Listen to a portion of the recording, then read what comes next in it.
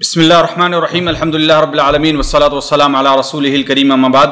آج بتاریخ 7 جون سن 2021 گروپ سوال شیخ مختار حفظہ اللہ سے جوابات سیریز SMS 457 نشر ہونے جا رہی ہے، امید کے بغور سماعت فرمائیں گے۔ گروپ نمبر 5 شروع کرتے ہیں۔ شیخ محترم پہلا سوال ہے، ساتھی پوچھتے ہیں کہ شیخ صاحب موسیقی کی جو میوزک وغیرہ ہوا کرتی ہے، اس تعلق سے علماء کرام کے کیا اختلافات پائے جاتے ہیں اور شریعت میں اصل حکم اس کا کیا ہے؟ دیکھیے، موسیقی اور میوزک یہ قرآن اور حدیث دونوں سے یہ حرام ہے۔ قرآن مجید میں اللہ تبارک و تعالیٰ ارشاد فرماتا ہے وَمِنَ النَّاسِ مَن يَشْتَرِي لَهْوَ الْحَدِيثِ لِيُضِلَّ عَن سَبِيلِ اللَّهِ بِغَيْرِ عِلْمٍ وَيَتَّخِذَهَا هُزُوًا۔ یہ آیت جو سورہ لقمان کی ہمارے خیال سے 5ویں یا 6 نمبر آیت ہے، اس سلسلے میں حضرت عبداللہ ابن مسعود رضی اللہ تعالی عنہ کا قول صحیح سند سے مروی ہے کہ یہ گانے باجے کے بارے میں نازل ہوئی ہے، بلکہ امام قرطبی رحمہ اللہ نے اپنی تفسیر قرطبی کے اندر دعویٰ کیا ہے کہ قرآن مجید کی 3 یا 4 آیتیں ہیں، 3 اس وقت میرے ذہن میں ہیں، جس سے غنا کی حرمت ثابت ہوتی ہے۔ ایک سورہ بنی اسراء کی ہے، واستفزز علیہم من استطاع بصوتک وخیلک ورجلک، اور بصوتک سے گانا باجا مراد لیا ہے، اور یہ سورہ لقمان کی، اور سورہ النجم کی آخری آیت جس میں ہے لا یسمت علی کل حال آخر فاعبدوا، اس سے پہلے والی جو آیت ہے وہ ان سے علماء نے استدلال کیا ہے کہ یہ گانے کی اور باجے کی حرمت پر آئی ہوئی ہے۔ نبی کریم صلی اللہ علیہ وسلم کی حدیثیں متعدد اس سلسلے میں وارد ہیں۔ سنن ترمذی کے اندر حضرت عمران بن حسین کی روایت ہے کہ اللہ کے رسول صلی اللہ علیہ وسلم نے ارشاد فرمایا کہ صوتان ملعونان فی الدنیا والآخرہ، 2 ایسی آواز ہیں جو دنیا اور آخرت میں ملعون ہیں۔ ان میں سے پہلی آیت آپ نے کیا، مزمار عند نعمہ۔ مزمار کیا ہے؟ ظاہر بات یہ موسیقی ہے۔ اسی طریقے سے وہ حدیث جو حضرت انس بن مالک رضی اللہ تعالی عنہ سے مروی ہے، اور نہیں، یہ عمران بن حسین جو روایت ہے، یہ حضرت انس جو روایت ہے وہ صنفان ہے، یہ مسند بزار میں ہے، لیکن سنن ترمذی میں جو روایت ہے وہ یہ ہے کہ اللہ کے رسول صلی اللہ علیہ وسلم میری امت کے اندر یکون خسف و مسخ و قذف، میری امت کے اوپر جو ہے ان کی شکلیں بدل دی جائیں گی، ان کے اوپر آسمان سے پتھروں کی بارش ہوگی، عذاب نازل ہوں گے، ان کو زمین میں دھنسا دیا جائے گا۔ کہا گیا یہ کب اے اللہ کے رسول؟ تو آپ نے فرمایا کہ جب کائنات گانے باجے والی بالکل عام ہو جائیں گی، لونڈیاں ہے کہ نہیں؟ آج دیکھ لیں جیسا کہ ہے۔ اس طریقے سے اور بھی متعدد حدیثیں سنن ابو داؤد کے اندر بھی روایت ہے۔ تو کہنے کا مطلب یہ ہے کہ بہت سے حدیثیں، جیسا کہ علامہ البانی رحمہ اللہ نے تحریم آلات الطرب ایک کتاب لکھی ہے، اس میں متعدد حدیثیں نقل کی ہیں، 1 سے زائد 5 یا 6 روایتیں ایسی ہیں جو اس سلسلے میں صحت اور حسن اور صحت کو پہنچتی ہیں، جن سے معلوم ہوتا ہے کہ گانے اور باجے اس کی تمام صورتیں جو ہے حسن باجے کی، اللہ یہ کہ بعض خاص موقعوں پر بعض خاص ہلکے قسم کے باجے جیسے دف وغیرہ ہے اس کی اجازت ہے، بلکہ عام حالات میں وہ بھی جائز نہیں ہے۔ تو کہنے کا مطلب ہے کہ قرآن اور حدیث دونوں لحاظ سے کیا ہے، یہ چیز حرام اور ناجائز ہے۔ جی ایسے بھی اقوال پائے جاتے ہیں علماء کرام کے کہ جو اس کو بعض لوگ بھائی دیکھیے، جہاں تک اقوال کا تعلق ہے تو وہ تو بہت سے ہر چیز کے اندر پہ، لیکن مرجوح قول، شاذ قول، جیسے امام ابن حزم رحمہ اللہ، اس لیے کہ ان کے نزدیک صحیح بخاری کی وہ جو حدیث ہے کہ جس میں میری امت میں ہوگی یستحلون الحر والحریر، اس کو جو ہے کہ نہیں ہے، ان کے نزدیک وہ معلق ہے اور ضعیف ہے۔ تو ایسے شاذ قول کی بات دیکھی جائے تو الگ بات ہے، لیکن ایک جمہور کبیر علماء اسی طرف گئے ہیں کہ کیا ہے، وہ ناجائز اور حرام ہے۔ جی تو جو لوگ جائز قرار دیتے ہیں ان کی کیا دلائل ہے؟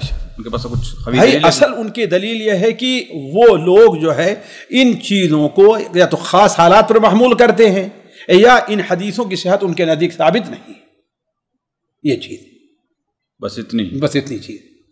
اور وہ جو لیضل عن بغیر علم ہے، گویا کہ اگر اللہ کے راستے سے اتنا تھوڑا ہو کہ اللہ کے راستے سے تمہیں گمراہ نہ کرے، یعنی تم عبادات اس پر ادا کرتے رہو اور بسا اوقات تو دلچسپی کے لیے اگر تم کر لو تو اس میں کوئی حرج نہیں. تو یہ اصل میں اس کی یعنی ان کو خاص کرنا چاہتے ہیں وہ خاص حالات پر.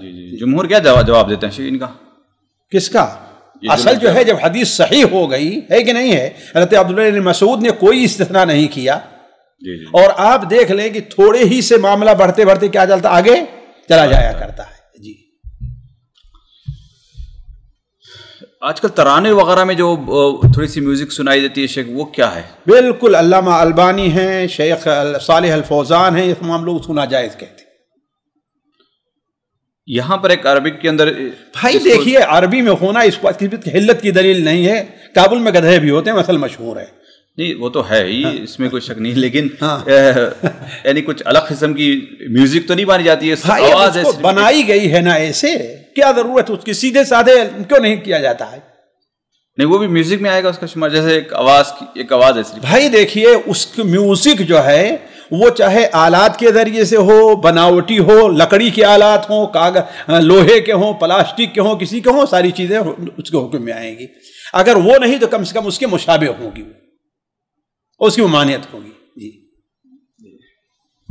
اگلا سوال ہے، ساتھی پوچھتے ہیں شیخ محترم مسالے کے تعلق سے میرا سوال ہے، جائفل کے بارے میں پوچھنا چاہتے ہیں کہ حلال ہے یا حرام ہے؟ بھائی دیکھیے جائفل کا مسئلہ قدیم زمانے ہی سے علماء کے نزدیک مختلف ہی رہا ہے. جائفل ہمارے خیال سے جوزۃ الطیب کہتے ہیں عربی میں، قدیم زمانے سے. امام ابن حجر حیتمی فقیہ ابن حجر حیتمی رحمہ اللہ نے اس کے اوپر ایک مفصل فتویٰ لکھا ہے اور اس میں ثابت کیا ہے کہ جمہور اس طرف گئے ہیں کہ وہ حرام ہے. کیوں؟ اس لیے کہ اصل میں اس میں جیسے پوستہ کا دانہ ہوتا ہے، اس کے اندر ایک تاثیر ہوتی ہے کہ اس کو اگر زیادہ استعمال کیا جائے تو وہ نشے یا فطور جیسی کیفیت پیدا کرتا ہے. تو انہوں نے اس بات پر لیا کہ ما اسکر کثیرہ فقلیلہ حرام. لیکن کچھ علماء دوسرے اس طرف گئے ہیں کہ اصل چیز کیا ہے، یہ اگر اس مقدار میں نہ ہو تو وہ کیا ہے، وہ حلال ہوگی. تو اس سلسلے میں دیکھیے احتیاط ضروری ہے.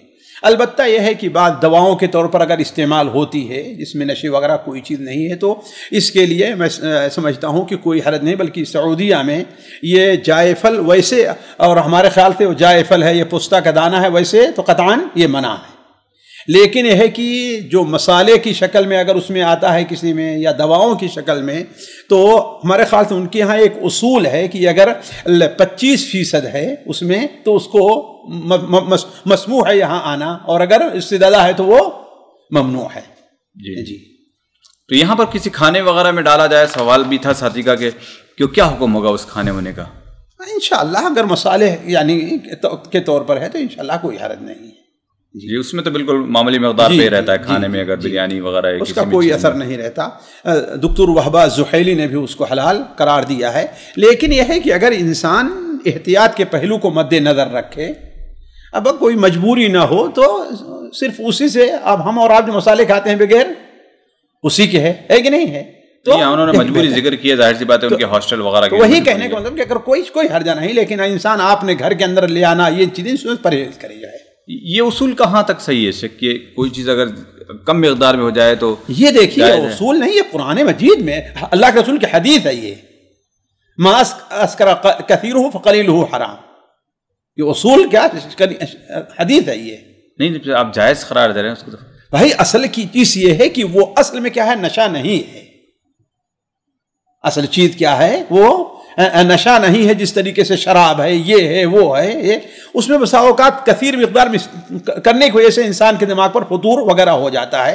اور آپ جانتے ہیں اسی وجہ سے یہ تمباکو جو ہے، اس کے سلسلے اہل علم کا اختلاف ہوا. امام شوکانی رحمہ اللہ قبول نہیں کرتے ہیں کہ اصل کیا ہے، یہ نشہ نہیں ہے. تو پھر اگر کوئی کہے شراب بھی تھوڑی سی پینے پر تو نشہ نہیں ہوتا ہے؟ اصل دیکھیے شراب کیا ہے، وہ ایک بنیادی ایک نس کی چیز طور پر ہے، اور ایک بنیادی چیز کیا اس کا ایک نشہ ہے. نہ یہ کہ اس کی کثرت نشہ ہے، بنیاد اس کی کیا ہے، نشہ کے اوپر ہے. تو اسی لیے تو ہم کہتے ہیں کہ یہ چیز جو ہے کیا، یہ جائفل، احتیاط کے پہلو اسی کو مد نظر رکھا جائے کہ استعمال نہ کیا جائے. جی نہیں، مارکیٹ میں کچھ ایسے شراب بھی آتی ہیں آج کل کہ بنا نشے کی ہوا کرتی ہیں، تو اس کا کیا حکم ہوگا؟ وہ شراب ہی نہیں ہے. پھر نشہ نہ ہو تو شراب ہی نہیں ہے، خمر ہی نہیں ہے. الخمر ما خامر العقل. اگر نشہ نہیں تو شراب نہیں ہے. وہ جائز ہے. ظاہر بات جائز ہوگی. بقول آپ کے کہہ رہا ہوں میں. جی میں فتویٰ نہیں حکم نہیں، میں بقول آپ کے، آپ کہہ رہے ہو کہ اس میں نشہ نہیں ہے تو جائز ہے.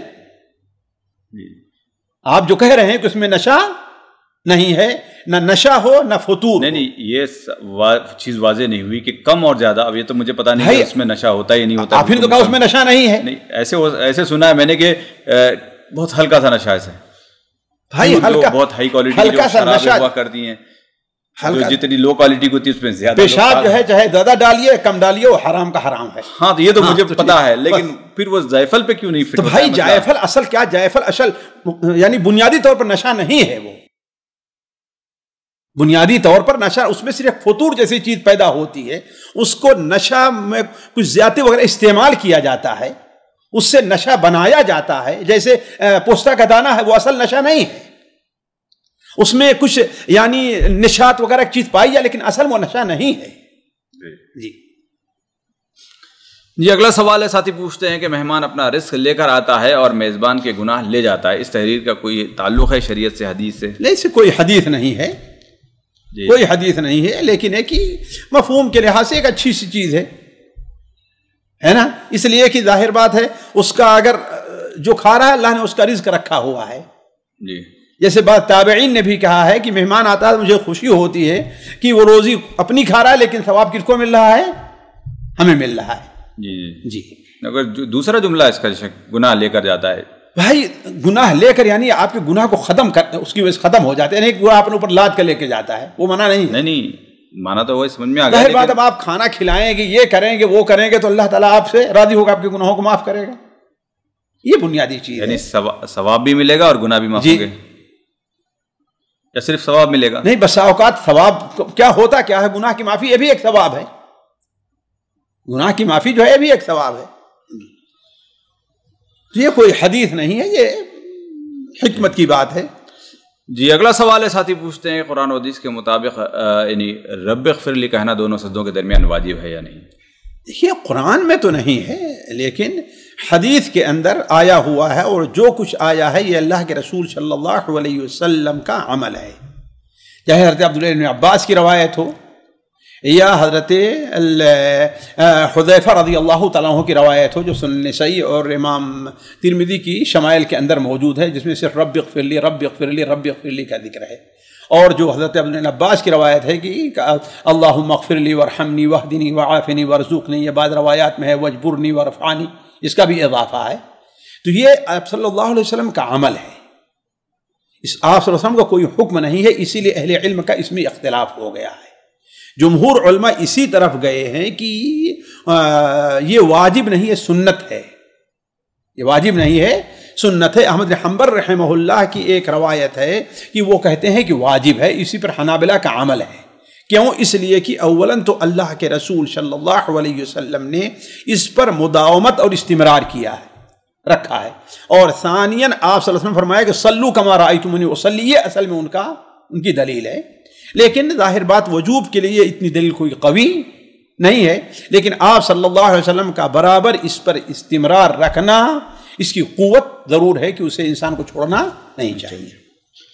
اگلا سوال ہے، ساتھی پوچھتے ہیں کہ جمعہ کے غسل واجب ہے یا نہیں؟ اگر کوئی بنا غسل کی اگر جمعہ پڑھ لے تو اس کا جمعہ ادا ہوگا یا نہیں؟ بھائی دیکھیے دونوں دو حکم ہیں، جمعہ کا ادا ہونا اور غسل کا واجب ہونا. مجھے اہل علم کا وہ قول پسند ہے، اور عموماً اہل حدیث نے اسی کو قبول کیا ہے کہ جمعہ کے دن غسل کرنا واجب ہے. کیوں؟ حدیث ابو سعید خدری وغیرہ کی بالکل صحیح سند کے ساتھ ہے کہ الغسل یوم الجمعۃ واجب علی کل محتلم، بالغ کے اوپر کیا ہے وہ واجب ہے. اور امام ابن خزیمہ رحمہ اللہ نے اس کے اوپر متعدد ابواب قائم کر کے اس کو قوت دی ہے. بظاہر کیا ہے یہ واجب ہے. لیکن اگر کوئی شخص پڑھ لیتا ہے تو یہ نہیں ہے کہ ہاں اس کا جمعہ نہیں ہوگا، اس کا جمعہ ہو جائے گا. البتہ یہ ہے کہ اگر کسی عذر سے چھوڑا ہے تو پھر کوئی مواخذہ نہیں ہے، اگر عذر نہیں ہے تو اس پر اس کا مواخذہ ہوگا ایک واجب کے ترک کا. جی اگلا سوال ہے ساتھی پوچھتے ہیں کہ شیخ محترم عقیقے سے متعلق ایک روایت جیسے کہ آتی ہے کہ نبی کریم صلی اللہ علیہ وسلم نے اپنے نواز حسن اور حسین رضی اللہ عنہما کہ ان کے ایک یعنی حسن کے یا ایک کے لیے ایک بکرا اور دوسرے کے لیے 2 بکرے دیے، تو اس حدیث کی کیا حقیقت ہے اور کیا آج کے دور میں اس پر عمل کیا جا سکتا ہے یا نہیں؟ بھائی دیکھیے، اصل جو روایت ہے ان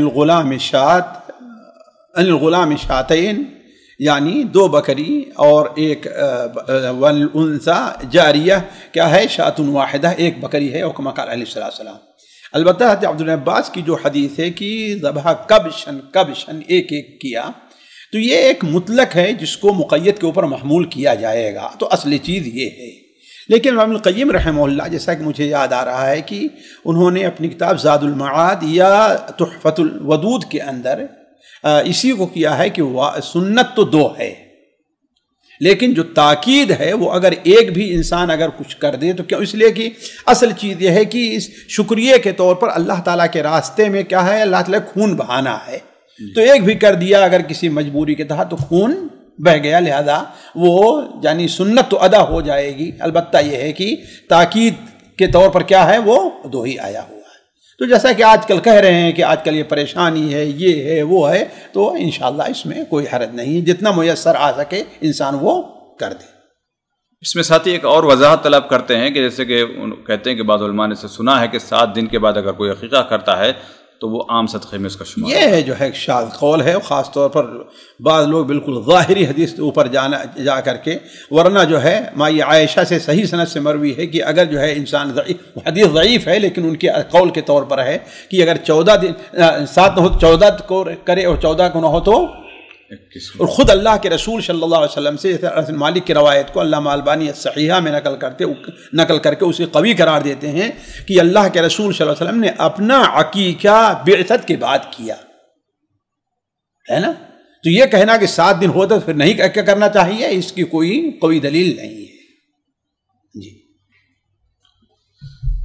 جی اگلا سوال ہے ساتھی پوچھتے ہیں شیخ محترم، اگر کوئی مسلمان یعنی ایک گناہ کبیرہ اس سے ہو جائے اور وہ معافی مانگ لے، پھر سچے دل سے توبہ کر لے، معافی مانگ لے، پھر اس کے بعد وہی 1 مرتبہ 2 مرتبہ 3 4 مرتبہ اسی طریقے سے سچے دل سے توبہ کرتا ہے، پھر ہو جاتا ہے، تو ہر مرتبہ اس کے لیے معافی ہوگی یا نہیں؟ بھائی دیکھیے، صحیح بخاری اور صحیح مسلم میں اللہ کے رسول صلی اللہ علیہ وسلم کی وہ ایک حدیث ہے جو آپ لوگ بار بار سنتے ہیں اور مقررین بیان کرتے ہیں کہ ایک بندے سے کوئی گناہ ہوا اور اس نے اللہ تعالیٰ سے توبہ کی تو اللہ تبارک و تعالیٰ کہتا ہے کہ میرا بندہ یہ سمجھتا ہے کہ گناہ پر گرفت کرنے والا، اسے معاف کرنے والا کون ہے، جاؤ ہم نے معاف کر دیا۔ پھر کچھ دن کے بعد کوئی گناہ ہوتا ہے، پھر وہ توبہ کرتا ہے، پھر کچھ دن کے بعد یعنی تیسری بار کے بعد اللہ تعالیٰ کیا فرماتا ہے، جب تک تیری یہ کیفیت رہے گی میں معاف کرتا رہوں گا۔ تو اللہ تبارک و تعالیٰ کی رحمت سے کسی بھی شخص کو نا امید نہیں ہونی چاہیے، البتہ اس چیز کو ہمیشہ ذہن میں رکھنی چاہیے کہ یہ بات اسی شخص کے لیے ہے جو یقیناً اپنے گناہ پر فعلاً شرمندہ ہے، صدق دل سے توبہ کرتا ہے، دوبارہ نہ کرنے کی اس کا عزم رہا کرتا ہے، لیکن ایمان کی کمزوری ہے، نفس کی کمزوری ہے، حالات سے مجبوری یعنی کوئی چیز ہوا کرتی ہے، پھر اس گناہ کے اندر پڑ جاتا ہے اور پھر توبہ کرتا ہے تو اللہ تعالیٰ معاف کرے گا انشاءاللہ۔ جی اگلا سوال ہے ساتھی پوچھتے ہیں کہ اگر کوئی مسلمان اگر لمبے وقت سے اگر وہ بیمار چل رہا ہو تو ایسی صورت میں کیا مانا جائے کہ اس کو اللہ رب العالمین آزمائش لے رہا ہے یا اس کے گناہوں کی سزا دنیا میں؟ حضرت ایوب علیہ السلام 18 سال تک رہ گئے، تو کیا مطلب ان کو سزا تھی؟ تو انسان کو بجائے اس کے کہ اس میں پڑے کہ علمی بحث میں کہ ہاں بھائی یہ آزمائش ہے یا کہ یہ گناہ کی سزا ہے، اس کو اللہ تعالیٰ کے سمجھے کہ بس اللہ تعالیٰ نے ہمیں جس حال میں رکھا ہے، اگر کسی گناہ کا تو اللہ تعالیٰ سے استغفار کرتا رہے، ہے کہ نہیں ہے، اور اللہ تعالیٰ سے کہے الہ اگر آزمائش ہے تو مجھے ثابت قدم ہے اس کے اندر۔ جی اگلا سوال ہے ساتھی پوچھتے ہیں کہ اگر کوئی مسلمان بندہ اگر یعنی اپنی استطاعت کے مطابق عمل کر رہا ہو اور وہ اس کو اس کے معاشرے میں اس کے دوست و احباب اس کو ایک مومن سمجھنا شروع کر دیتے ہیں، یعنی ایک فیلنگ ہوتی ہے کہ ایک سچا پکا مسلمان یا مومن اس کو سمجھنا شروع کر دیتے ہیں، دل میں جو کیفیت پھر ادھر سے آتی ہے، جبکہ اس کے پاس دل میں ایسی کوئی چیز نہیں ہو، تو کیا حکم بنتا ہے؟ کیا کوئی یہ ریاکاری میں آئے گی چیز؟ نہیں، بلکہ یہ تو عاجل و بشر المومن کے اندر داخل ہوگا۔ جی عاجل و بشر المومن فرق یہ ہے، صرف اسے چاہیے کہ وہ اولاً غرور کے اندر مبتلا نہ ہو، وہ غرور کے اندر مبتلا نہ ہو کہ یہ میں کتنا اچھا ہوں، یہ ہے وہ ہے، بلکہ یہ سمجھتا رہے کہ لوگ تو مجھے اچھا سمجھ رہے ہیں لیکن پتہ نہیں اللہ تبارک و تعالی ہماری نیکیوں قبول کر بھی رہا ہے کہ نہیں کر رہا ہے، کہیں ایسا تو نہیں کہ اللہ تعالی ہماری جو ہم نے کر اس کو ہمیں دنیا میں بدلہ دے رہا ہے، تو اس کی یہ کیفیت ہونی چاہیے۔ جی اگلا سوال ہے، ساتھی پوچھتے ہیں شیخ محترم، کیا کسی مومن بندے کے لیے جائز ہے کہ وہ کسی بھی یعنی مستقبل میں کوئی ہونے والے واقعات سے ڈرتا رہے؟ مثال کے طور پر کوئی یعنی رزق کو لے کر، نوکری کو لے کر، یا کوئی بھی مصیبت کو لے کر، بیماری کو لے کر ڈرنا، کیا یہ فطری چیز ہے ایمان والے کے لیے، یا یہ بھی ایمان کے خلاف چیز جائے گی؟ بالکل یہ ایک فطری چیز ہے، ایک فطری چیز ہے، انسان ڈرے، لیکن اس ڈر کے وجہ سے اولاً انسان یہ نہ ہو کہ وہی بس خوف اور ڈر جو ہے اس کی زندگی کا حصہ بن جائے کہ اب وہ جو ہے پریشان ہو رہا ہو، اس کا نہ نماز میں دل لگتا ہے نہ کوئی اور چیز، اور دوسری چیز یہ نہ یہ ہے کہ اسی پر باقی رہنے کے لیے اس کے لیے انسان کوئی غیر شرعی طریقہ اختیار کرنا شروع کرے، ہے نا، جیسے جھوٹ بولنا ہے، چاپلوسی کرنا ہے، یہ ہے وہ، یہ چیزیں نہیں ہونی چاہیے۔ اور یہ خوف ہونا، یہ ہونا، یہ تو اللہ کے رسول صلی اللہ علیہ وسلم نے سب سے اپنے وفات کے موقع پر ازواج مطہرات سے کہا تھا کہ مجھے سب سے زیادہ فکر اور غم کیا ہے، سوچ ہے تمہارے لوگوں کے مستقبل کے بارے میں، تم لوگوں کے، یعنی میں نہیں رہوں گا، تم لوگوں کا معاملہ پتہ نہیں کیسے ہوگا، تو بھی تو قسم کا خوف ہوا نا، ہے نا۔ تو کہنے کا مطلب کہ اپنے مستقبل کے بارے میں انسان کو ایک فطری طور پر جو خوف لاحق ہوتا ہے اس کے اندر کوئی حرج نہیں ہے، لیکن یہ ہے کہ اس کو اب انسان اس خوف کو عملی جمع پہناتے ہوئے بعد ایسی چیزیں نہ کرے جو ایمان کے خلاف ہے۔ اگر زیادہ وسع ہو تو اسے ہر اعتبار دور کرنے کی کوشش کرے کہ اللہ تبارک و تعالیٰ رازق ہے، جس نے آج مجھے روزی دیا ہے وہ کل بھی مجھے روزی دے گا۔ جی اگلا سوال ہے، ساتھی پوچھتے ہیں کہ اگر کوئی پرانی اور بری عادت ختم نہیں ہو پا رہی ہے تو اس عادت کو کیسے ختم کیا جا سکتا ہے؟ اپنے اندر اخلاص پیدا کرنے کی کوشش کرے، اپنے اندر اخلاص جانتے ہیں دو طرح کا ہے، ایک تو یہ ہے کہ کوئی بھی کام کرے وہ صرف اللہ تبارک و تعالیٰ کے لیے ہی کرے، اللہ کی رضا کے لیے کرے، اور دوسری چیز یہ ہے کہ وہ جو کام کر رہا ہے کوشش ہو کہ اس میں کوئی غیر شرعی یہ وہ چیز ملاوٹ اس کے اندر نہیں ہونی چاہیے، اور اللہ تبارک و تعالیٰ سب سے اہم یہ ہے کہ انسان دعا کا دامن اسے نہیں چھوڑنی چاہیے۔ اللہ کے رسول اللہ علیہ وسلم ام سلمہ کی حضرت عبداللہ ابن عمر کی جو حدیث ہیں اس سلسلے میں آپ صلی اللہ علیہ وسلم بکثرت کیا، اللہم مصرف القلوب صرف قلبی علی طاعتک، یا مقلب القلوب ثبت قلبی علی دینک، یا ولی الاسلام واہلی ثبتنی علی الاسلام، ہے کہ نہیں ہے؟ اور اس طریقے سے اللہ تعالیٰ جو ہے ہمیں اللہم انی اعوذ بک من جہد البلاء ودرک الشقاء، ودرک الشقاء یہی ہے، یعنی ہم بدبختی کے اندر گناہ بدبختی ہے، ودرک الشقاء وسوء القضاء وشماتۃ الاعداء، تو اس قسم کی جو دعائیں ہیں اس کا بھی اہتمام کرنا چاہیے۔ ہمارے اندر بعض لحاظ سے دیکھیے بہت سے لوگوں میں بڑی کمزوری رہا کرتی ہے، وہ یہ ہے کہ وہ کوئی ان کے اوپر پریشانی آئی تو بس اسی کے لیے خاص دعائیں کرتے ہیں، لیکن ایسی بھی دعائیں ہیں جو حفظ ما تقدم کے لیے ہیں، جیسے یہ کتنی دعائیں ہیں اللہ کے رسول صلی اللہ علیہ وسلم کی، تو انسان کو ان کو کا اہتمام کرنا چاہیے، چاہے لکھ کر کے ہے یا کیسے بھی ہے، یاد کر کے ہے، کہ ان کو دل کے اخلاص کے ساتھ دعائیں پڑھتا رہے بندہ۔ اگلا سوال ہے، ساتھی پوچھتے ہیں شیخ محترم، کیا ایک غیر مسلم کے ساتھ کاروبار اگر کیا جائے مجبوری کی حالت میں ہی کرنا ضروری ہے، جبکہ ہم کو اس سے فائدہ زیادہ ہو رہا ہے، تو ہم نارملی یعنی مسلم کو چھوڑ کر اس کے ساتھ بھی کر سکتے ہیں؟ بھائی دیکھیے، اگر حالات نارمل ہیں، جیسے عموماً ہندوستان میں تھے، اللہ تعالیٰ جو ہے ان حالات کو جو ابھی ہیں اللہ بدلنے کی کوشش کرے، یعنی ایک نارمل ہیں، اور اس میں یہ ہے کہ ہم اگر ساتھ ہمارے اس میں زیادہ فائدہ ہو رہا ہے، جو ایک کاروبار جس کے ساتھ کرنے زیادہ فائدہ ہو رہا ہے، اور وہ مسلمان جو دوسرا ہے اس سے یہ گھاٹا نہیں ہو رہا ہے کہ ہاں بھائی وہ ہمارا مقصد کیا ہے، اس کو نیچا دکھانا نہیں ہے، یا یہ کہ وہ تو ہمارے اس کی وجہ سے، اس کے ساتھ مل جانے کی وجہ سے اس کا لاکھوں، ایسی بات نہیں ہے، نہ ہمیں نقصان پہنچانا ہے، تو کوئی حرج نہیں ہے۔ جی اللہ کے رسول کے زمانے میں ظاہر بات ہے دکانیں مسلمانوں کی بھی رہی ہوگی اور یہودیوں کی بھی رہی ہوگی، آپ یہود کے یہاں سے کیوں خریدتے تھے، کیوں سامان لیتے تھے؟ جی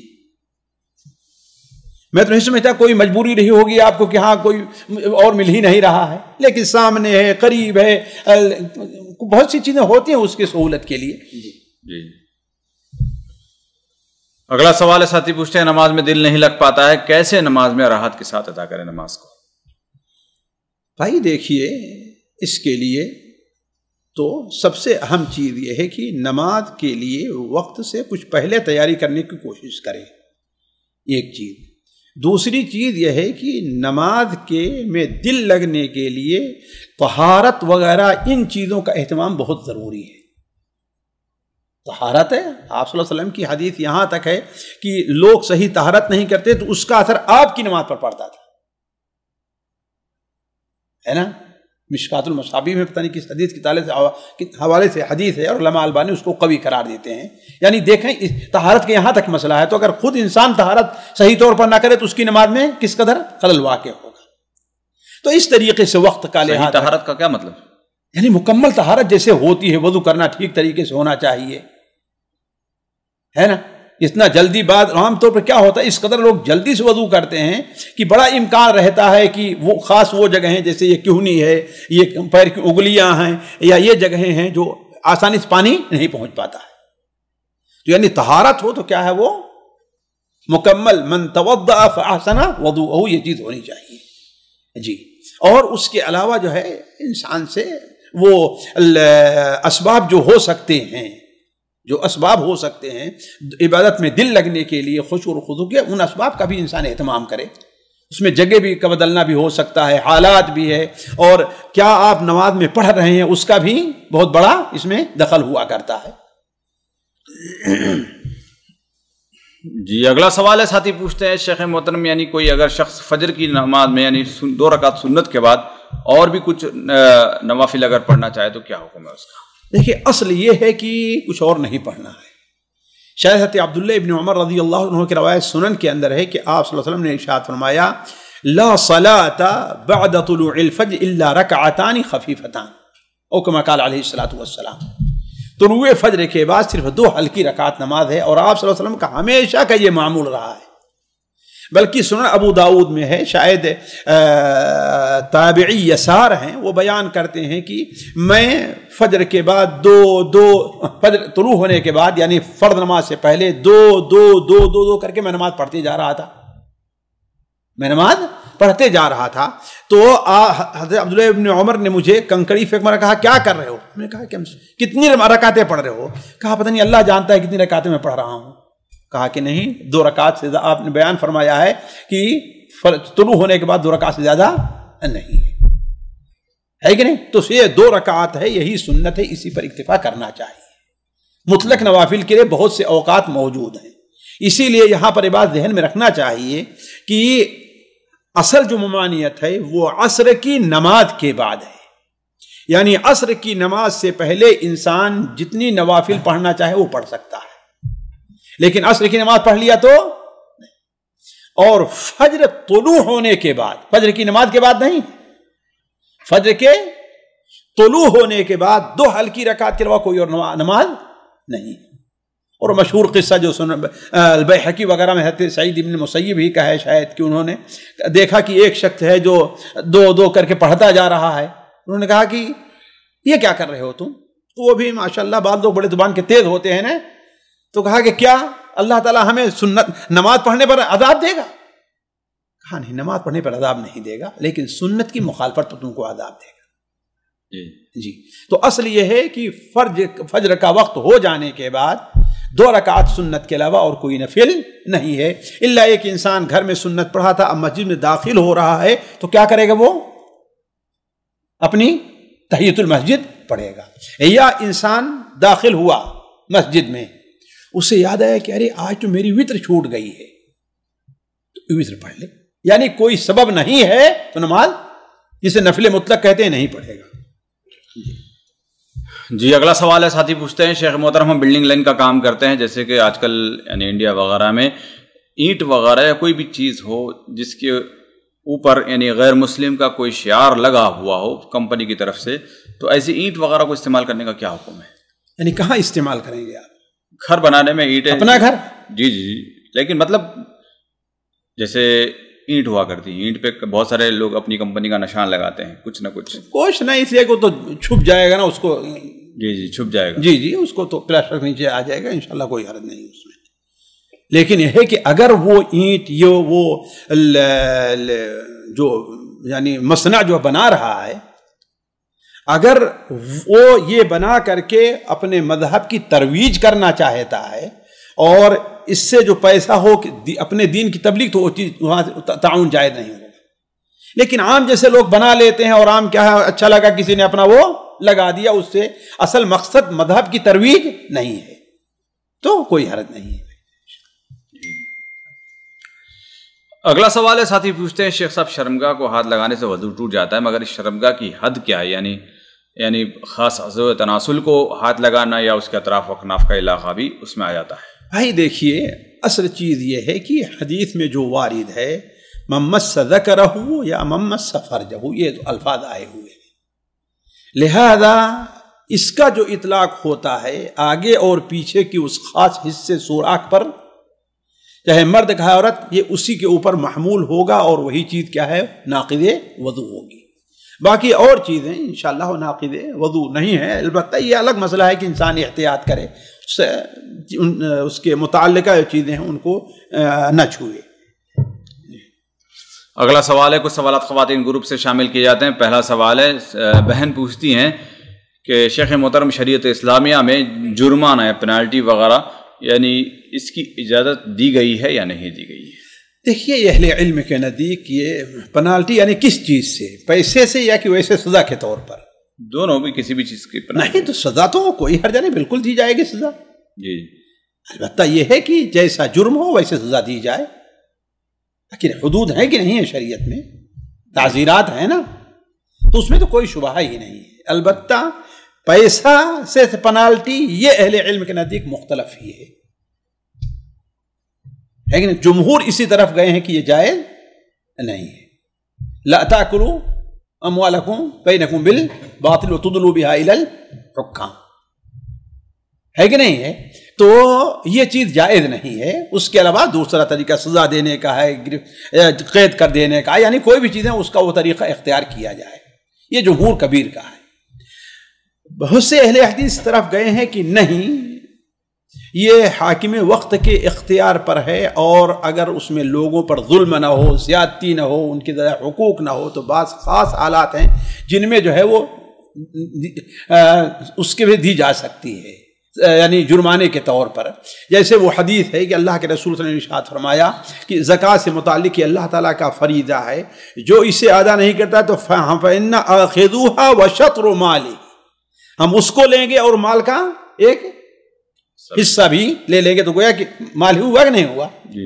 ایسے ہی مجھے یاد آ رہا ہے، کوئی اور حدیث ہے یہ کہ جو شخص جو ہے وہ کسی کے باغ سے جتنا عام طور پر کھا لیا، کھانے کے علاوہ اور پھل لے کر کے جا رہا ہے، تو اس کے اوپر بھی کسی قسم کا جو ہے وہ مالی جرمانہ عائد ہے، تو اس بنیاد پر وہ جائز قرار دیتے ہیں۔ تو اس میں اہل علم کا اختلاف ہے، لیکن ہمیں یہ نہیں بھولنا چاہیے کہ ان چند حدیثوں کو بنیاد بنا کر کے کس قدر توسع سے کام لیا گیا اور لوگوں سے جرمانے وصول کیے جا رہے ہیں۔ جی، اگلا سوال ہے، بہن پوچھتی ہیں کیا کمیشن دینا جائز ہے؟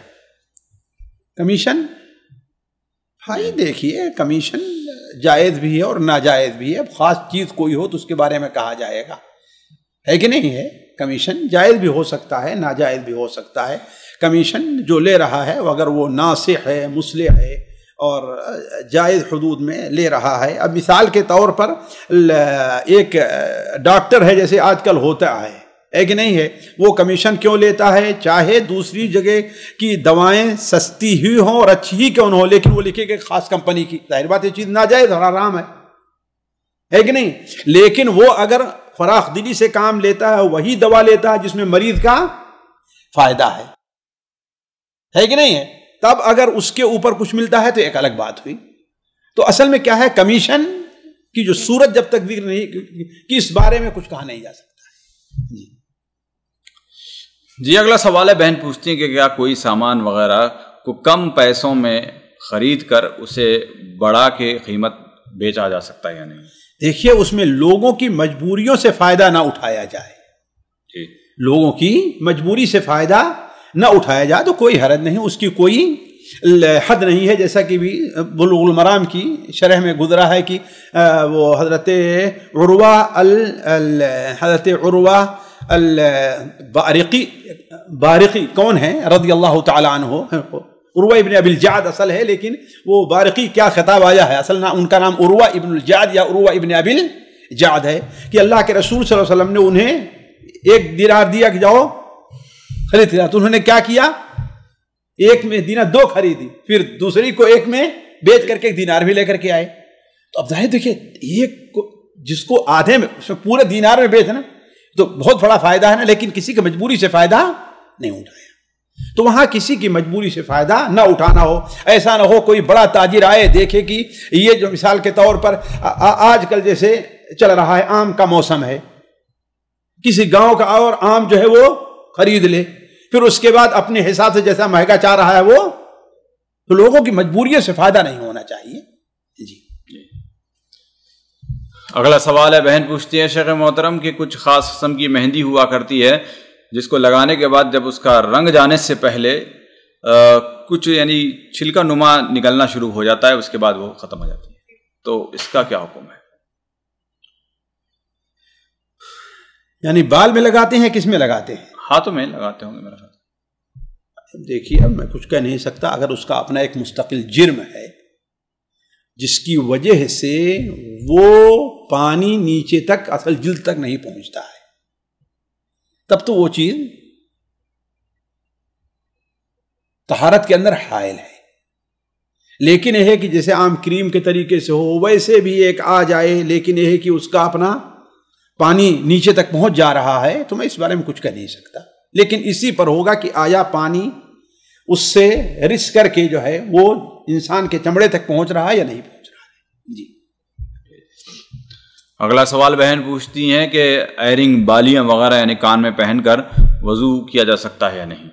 کیا جائے گا، اور اس سے پانی جو ہے وہ پہنچ بھی جائے گا، اب اس کا تشدد نہیں برتنا چاہیے، ہے کہ نہیں ہے؟ اب ظاہر بات ہے جہاں پہ ہو سوراخ میں ہے، اسے بھولیں گے تو پہنچ جائے گا، جی اس میں کوئی حرجہ نہیں ہے، اللہ ہے کہ کوئی ایسی بالی ہو جو کیا ہے وہ سوراخ میں نہیں بلکہ کیا ہے ایسے جو پکڑے ہو جس کی وجہ سے پانی اندر، تو ظاہر بات ہے اس کے لیے جو اسے نکالنا پڑے گا، اس کا اہتمام کرنا پڑے گا۔ جی اگلا سوال ہے، بہن پوچھتے ہیں شیخ محترم میرے گھر والے یعنی جو زکوٰۃ کے لیے پیسہ رکھا تھا، مجبوری کی وجہ سے والد کے لیے جو علاج کا کام چل رہا ہے ان کی جان بچانے کے لیے وہی پیسہ استعمال کر رہے ہیں، کیا حکم ہے اس کا؟ وہ پہلے سوال کے بارے میں میں یہ کہہ دوں کہ جو ہے یہ جو بالیوں کا مسئلہ ہے یہ اس کے نکالنے وغیرہ کا اگر ایسی صورت نکالنے کب ہوگا جبکہ غسل کے اندر ہو، ورنہ طہارت میں کان کا مسح ہے اس کو جو ہے وہ دھونا واجب نہیں ہے کہ نہیں ہے؟ کان کا جو مسح وضو میں کان کا مسح کرنا ہے، نہ کہ کان کا دھونا واجب ہے، تو اس میں اگرچہ ہے کوئی بات نہیں ہے، تو اس چیز کو ذہن میں رکھیں، نہ یہ کہ بھائی میں وضو کے بارے میں بھی یہ بات کہہ رہا ہوں۔ دیکھیے یہ چیز جو بھی دوسرا سوال کیا ہے اس میں یہ آپ کے اوپر قرض ہے، اس سے قرض ادا کرنے کی کوشش کیجیے۔ آپ کی زکوٰۃ خود آپ اپنے والد کے اوپر، اپنے والد کی زکوٰۃ خود انہیں کے اوپر خرچ کیجیے، یہ چیز جائز نہیں ہے، وہ دوسروں کا حق ہے، آپ لوگوں کا حق نہیں ہے۔ آپ اس کے لیے کہہ رہے ہیں ہمارا الحمدللہ کھاتے پیتے چلتے بھی ہیں، تو کیا ہے دوسروں سے قرض بھی لے سکتے ہیں، آپ دوسری لے سکتے ہیں۔ جی جی جی ابھی جو استعمال کر لیے ابھی جو استعمال کر لیا اس کا کیا ہوگا، کل آپ کے حالات ایسے وہ کیا ہے اور بگڑتے چلے جائیں تو کیا ہے یہ آپ کے ذمے رہ جائے گی یہ چیز۔ جی جی اگلا سوال ہے، بہن پوچھتی ہے شیخ محترم سچ بولنے کی اہمیت اور جھوٹ بولنے سے جو ہونے والے نقصانات ہیں اس کا شرعی نقطہ نظر سے۔ بھائی دیکھیے ظاہر بات یہ کسی محاضرے کا وقت نہیں ہے، اس سلسلے میں صرف حضرت ابن مسعود کی اس حدیث کے اوپر آپ غور کریں، ان الصدق یہدی الی البر والبر یہدی الی الجنہ وان الکذب یہدی الی الفجور والفجور یہدی الی النار، ہے نا کہ صدق انسان کو نیکی کی طرف جاتی ہے، اور نیکی کیا ہے وہ جنت میں جانے کے سبب ہے، اور کذب کیا ہے فجور کی طرف، فجور جہنم میں جانے کے سبب ہے۔ مائی عائشہ رضی اللہ تعالیٰ کی اس حدیث کے اوپر نظر کریں کہ آپ صلی اللہ علیہ وسلم اگر کسی کے بارے میں یہ تجربہ کرے تو اس نے جھوٹ بولا ہے تو آپ اس سے اس وقت تک خوش نہیں ہوتے تھے، آپ کا دل صاف نہیں ہوتا تھا جب تک کہ آپ کو معلوم نہ ہو جائے کہ اس نے سچے دل سے توبہ کرنی ہے۔ تو کذب کبائر گناہ میں داخل ہے۔ جی سامعین کرام، ہمارے علمی اور عوامی دروس اور سوال و جواب کی مجلسوں سے آپ خود بھی مستفید ہوں اور اپنے دوست و احباب کے ساتھ بھی شیئر کریں۔ عین ممکن ہے کہ آپ کے شیئر سے کسی کی اصلاح اور آپ کے لیے صدقہ جاریہ بن جائے۔ واٹس ایپ پر اسلامک میسج حاصل کرنے کے لیے نمبر نوٹ فرمائیں: یعقوب عزیز 00966 5089590707۔ واٹس ایپ سوال جو آپ گروپ میں ایڈ ہونے کے لیے نمبر نوٹ فرمائیں: عبدالسلام عمری 00966 502627 نمبر بھیجتے ہوئے نام اور پتہ ضرور لکھیں۔ اسی طرح ہمارے یوٹیوب چینل اسلامی دعویٰ کو ضرور سبسکرائب کریں تاکہ ہماری ہر نئی اور اہم ویڈیو کی اطلاع آپ کو فوری حاصل ہو جائے۔ تمام دروس، مقالات اور سوال و جواب سیریز کے لیے ہماری مشہور ویب سائٹ www.islamidawah.com کا مشاہدہ کرتے رہیں۔ السلام علیکم ورحمۃ اللہ وبرکاتہ۔